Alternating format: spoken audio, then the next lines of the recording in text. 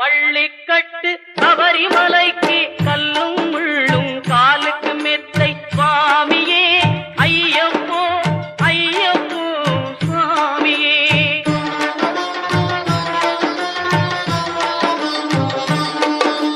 நெய்யபிஷேகம் சுவாமிக்கே கற்பூர தீபம் சுவாமிக்கே ஐயப்பன்மார்களும் கூறிக்கொண்டு ஐயனை நாடி சென்றிடுவார் சபரிமலைக்கு சென்றிடுவார்.